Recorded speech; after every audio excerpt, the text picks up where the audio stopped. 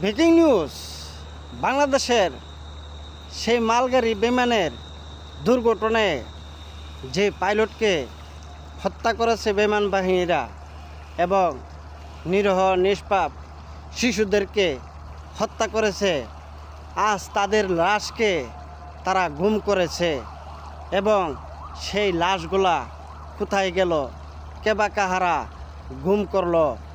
যদি 1টার দিকে সেই দুর্ঘটনা হয়, রাত্রে 3টার দিকে কেন অ্যাম্বুলেন্স আসলো, অ্যাম্বুলেন্সের সেই পুলিশ আসলো, সেই লাশ কোথায় নিয়ে তারা গুম করলো। আজ পরিকল্পনাভাবে সেই দুর্ঘটনা ঘটিয়েছে বিমান বাহিনী। একজন পাইলটকে পরিকল্পনাভাবে তারা হত্যা করেছে।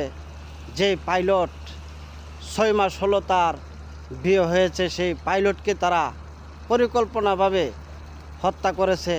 শিশুদেরকে পরিকল্পনাভাবে তারা হত্যা করেছে।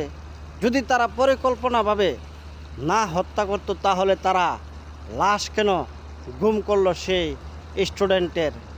এবং তারার দোষ ডাকতে গিয়ে আজকে একটি ফেসবুক আইডির নাম তারা প্রচারণা করতে গেছে। ইলন মাস্ক নামে সেই ফেসবুক আইডি সেই পরিচালনা করতে গেছে।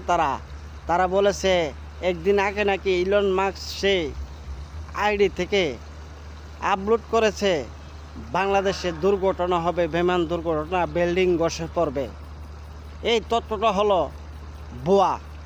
এই তথ্যটা বিমান বাহিনী ঘটিয়েছে। আর এইটা হলো রাজনীতির ট্রিক্স। একটি আইডিকে দোষারোপ করে এবং তারা দোষ তারা ডাকতে চাইতেছে। আজ আসিফ নজরুল, সে জানোয়ারের বাচ্চা, সে হনুমানের বাচ্চা, পদে পদে যেসব বাংলাদেশ জনগণকে সে অপমান লাঞ্ছনা করে, সেই জানোয়ারের বাচ্চাকে ফেরে তলফেটে লো ফালাই দিতে হবে। আসিফ নজরুলকে যদি গণধোলাই দেয়, তাহলে বের হবে সেই লাশগুলা স্টুডেন্টের কোথায় তারা গুম করেছে। অরিজিনালি হত্যাকারী হলো এই আসিফ নজরুল, হনুমানের বাচ্চা, এই শুয়োরের বাচ্চা। তাকে যদি গণধোলাই দেওয়া হয়, তাহলে সঠিক প্রমাণ পাওয়া যাবে কোথায় তাদেরকে, সেই লাশকে, ছাত্রদের লাশকে কোথায় গুম করেছে। সেই আসিফ নজরুল উপদেষ্টার বাচ্চা, সেই হনুমানের বাচ্চা সকল কিছু জানে।